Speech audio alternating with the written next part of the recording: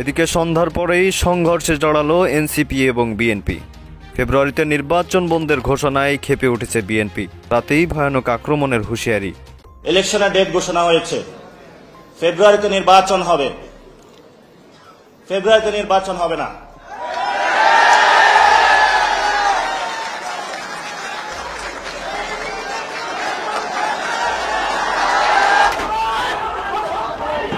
দর্শক, যে যেখানে আছেন আশা করি ভালো আছেন। যুদ্ধ কিন্তু রীতিমতো ভাই শুরু হয়ে গেছে রাতেই। নাসিরউদ্দিন পাটোয়ারির এক বক্তব্যে বিএনপির সমস্ত নেতাকর্মীদের গায়ে আগুন ধরে গেছে। বিএনপি যেহেতু নির্বাচনকে অতি দ্রুত আনার জন্য রীতিমতো গাধা খাটা খেটে যাচ্ছে, সেখানে রান্দা ভাতে অর্থাৎ ছাই ঢেলে দিয়েছে, চিনির ভিতর বালি ছড়িয়ে দিয়েছে এনসিপি। আওয়ামী লীগের সময় প্রধান বিরোধী দল ছিল বিএনপি, এখন আওয়ামী লীগ নেই, বিএনপির প্রধান বিরোধী দল হয়ে দাঁড়িয়েছে এনসিপি। দর্শক, আজকে রাতেই ভয়ানক কিছু ঘটতে যাচ্ছে। পাল্টাপাল্টি অবস্থান, পাল্টাপাল্টি মুখোমুখি অবস্থানে এনসিপি এবং বিএনপি। নাসিরউদ্দিন পাটোয়ারির এক বক্তব্যে আপনারা শুরুতেই দেখেছেন হুলস্থুল কাণ্ড শুরু হয়ে গেছে। দর্শক, নাসিরউদ্দিন পাটোয়ারি নির্বাচন বন্ধের ঘোষণা দিয়েছে। যেদিন নির্বাচন ফেব্রুয়ারিতে করা হয়, ডক্টর ইউনূসের পতনের ডাক দিয়ে আবারও শিক্ষার্থীদের নিয়ে মাঠে নামার হুঁশিয়ারি দিয়েছে। দর্শক, ডক্টর ইউনূসও মাইনকে চিপায় পড়েছে, বিএনপিও মাইনকে চিপায় পড়েছে। তবে নাসিরউদ্দিন পাটোয়ারি কি বক্তব্য দিয়েছে সেটা সকলের জানা উচিত এবং শোনা উচিত। দর্শক, চলুন দেখে আসা যাক। আশা করি সঙ্গেই থাকবেন, ভিডিওটি শেয়ার করবেন। তো দর্শক, কথা নয়, চলুন বিস্তারিত। ইলেকশনের ডেট ঘোষণা হয়েছে, ফেব্রুয়ারিতে নির্বাচন হবে। ফেব্রুয়ারিতে নির্বাচন হবে না।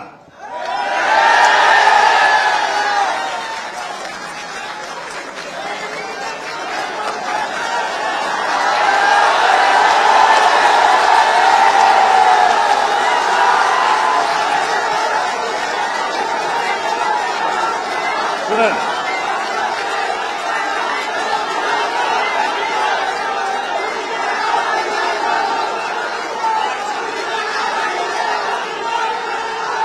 ফেব্রুয়ারিতে নির্বাচন হবে না, কারণ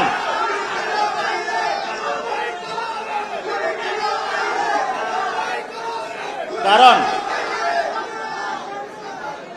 কারণ যদি ফেব্রুয়ারিতে নির্বাচন হয়, আমার যে ভাইয়েরা শহীদ হয়েছিল, রক্ত দিয়েছিল সংস্কারের জন্য, একটি নতুন সংবিধানের জন্য, তাহলে কবরে গিয়ে তার লাশটা ফেরত দিতে হবে এই সরকারকে।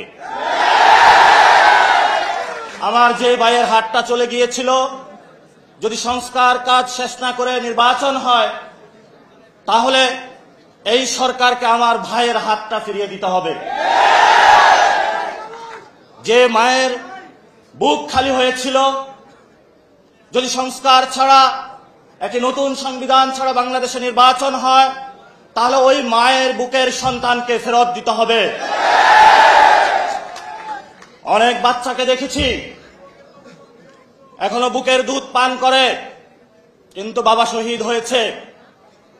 তাদের সাথে যখন কথা বলেছি, তাদের মুখের ভাষা পাইনি, শুধু চোখের ভাষা পেয়েছি। চোখের ভাষাটা ছিল অশ্রু। যে অশ্রুতে তারা বলেছিল, আমার বাচ্চা রয়ে গিয়েছে, আমার স্বামী চলে গিয়েছে, আমি বাংলাদেশ থেকে কিছু চাই না, কিন্তু আমি একটি সুন্দর ভবিষ্যতে বাংলাদেশ দেখতে চাই, যেখানে আমার এই বুকের যে সন্তান আছে, আর সন্তানকে কেউ খুন করবে না। কিন্তু বাংলাদেশে আমরা দেখতে পাচ্ছি একই সংস্কৃতির ডামাডোলে, একই ফেসিবাদী সংবিধানে, একই সিস্টেমের মধ্য দিয়ে আমরা নির্বাচনে যাচ্ছি। তাহলে এতগুলো মানুষ শহীদ হওয়ার প্রয়োজন কি ছিল? এতগুলো মানুষ আহত হওয়ার প্রয়োজন কি ছিল? আপনারা দেখেছেন, এখানে অনেক মিডিয়া ভাই রয়েছেন।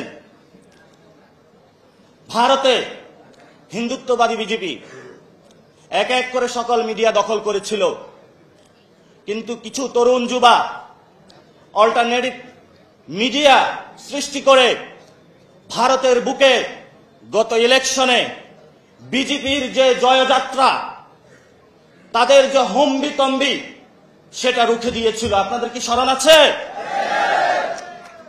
আপনাদেরকে সেই ভূমিকায় নামতে হবে। বর্তমানে গণ অভ্যুত্থানে যারা নেতৃবৃন্দ রয়েছেন 1 লাখ টাকা 5 লাখ টাকা বিভিন্নভাবে এমনভাবে ক্যারেক্টারাইজেশন করা হচ্ছে, মনে হচ্ছে বাংলাদেশের সবচেয়ে বড় তারা ক্রিমিনাল। এসব ফাইজলামি বন্ধ করতে হবে। গণ অভ্যুত্থানের পরে সকল মিডিয়া সম্পাদকের সাথে বসেছিলাম, তাদেরকে একটা কথা বলেছিলাম, যা কাম করেছেন ঘরের ভিতর থাকেন, যদি লজ্জা থাকে ঘরের ভিতর থেকে বের হবেন না। কিন্তু যাদের লজ্জা নাই তারা গত কয়েকদিন তারেক রহমানের বক্তব্য যথেষ্ট পরিমাণ উদ্দীপনামূলক ছিল, সবাইকে ঐক্যবদ্ধ করা, যাতে ফ্যাসিবাদ ফিরে না আসতে পারে এবং বাংলাদেশকে নতুনভাবে গড়তে হবে। এই কথাগুলো বলতে বলতে আজকে সবগুলো অনলাইনে দেখলাম বা পত্রিকায় দেখলাম, বিভিন্ন টেলিভিশনের স্ক্রলে যে বক্তব্যটা প্রধান হিসেবে আসছে, তাতে বলা হচ্ছে যে দেশ যাতে গণতান্ত্রিক অবস্থায় ফিরে আসতে না পারে সেই জন্য ষড়যন্ত্র চলছে। এই কথাটা কেন বলছেন? গণতান্ত্রিক অবস্থায় ফিরে আসতে না পারে সেই জন্য ষড়যন্ত্র চলছে, কারা করছে? আমার প্রশ্ন, কারা করছে? এটা কি দেশের ভেতরে কেউ নাকি বাইরে থেকে? বাইরে থেকে স্বাভাবিকভাবে এটা তো মানে অবিরাম তারা চেষ্টা করবে, তারা কলকাতায় অফিস পর্যন্ত খুলে বসছে, তো সেগুলো আছে, সেগুলো কখনো ষড়যন্ত্র বাইরে থেকে এসে ক্ষতি করতে পারে না, ভেতর থেকে। দেখেন এই যে ইরানের যে এতগুলো পরমাণু বিজ্ঞানী মারা গেল, সেনা কমান্ডার মারা গেল, সেটা হচ্ছে ভেতরে ভেতরে মোসাদ গুপ্তচরকে ঢুকাই দিয়ে তাদের সমস্ত নারী নক্ষত্র সমস্ত কিছু যখন তাদের হাতে নিয়ে আসলো, তখনই কিন্তু তারা সফল হইল, তাদের ষড়যন্ত্রটা সফল হইল বা সেই ধ্বংসযজ্ঞটা চালাতে পারলো। তারেক রহমানের এই কথা অনুযায়ী যদি আমি এটার সাথে মিলাই, তাহলে এই ষড়যন্ত্র সম্ভবত দেশের ভিতর থেকে হচ্ছে। কারা করছে, কেন করছে, এটা কিন্তু পরিষ্কার বোঝা গেল না। আমি অন্তত বুঝতে পারিনি। দর্শক, আপনারা যদি বোঝেন তাহলে বলবেন তিনি কতটা উদ্বিগ্ন, যে এই কারণে তিনি বলছেন বিএনপি নেতা কর্মীদের ঐক্যবদ্ধ থেকে এসব ষড়যন্ত্র মোকাবেলা করতে হবে। তিনি বলছেন যে বিএনপি দেশকে এগিয়ে নিয়ে যাওয়ার পরিকল্পনা করছে, কিন্তু সেই পরিকল্পনা যাতে বাস্তবায়িত না হয়, যাতে ভণ্ডুল হয়ে যায়, সেটা করার জন্য ষড়যন্ত্র চলছে। একই সঙ্গে দেশে যাতে গণতান্ত্রিক অবস্থায় ফিরে আসতে না পারে সেজন্য বিভিন্ন জায়গায় ষড়যন্ত্র চলছে।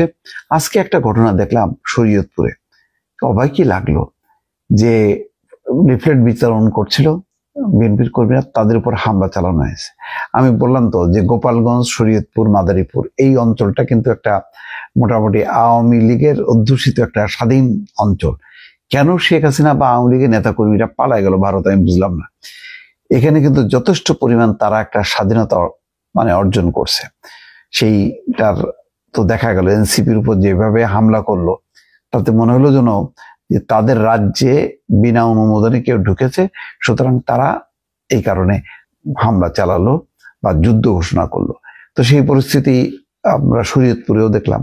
এখন তারা যথেষ্ট স্ট্রং। এখন আগামী নির্বাচনকে ঘিরে কি তারা নির্বাচন বানচাল করতে চাচ্ছে বা নির্বাচনী প্রক্রিয়ার মধ্যে ঢুকে কোনো ঝামেলা করতে চাচ্ছে, এখনো বিষয়টা পরিষ্কার হয়নি।